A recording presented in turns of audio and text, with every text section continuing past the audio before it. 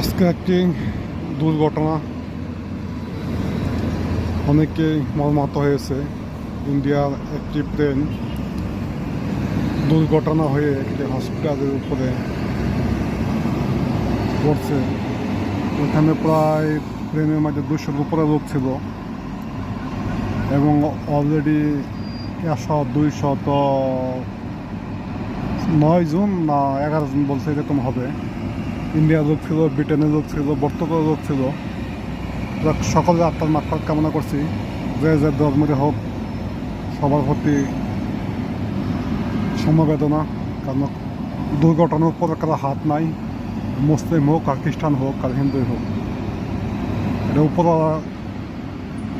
এই হাত, আমরা কারো আমাদের কারো হাত নাই, এটা আমাদের সবার প্রতি সমবেদনা রইল।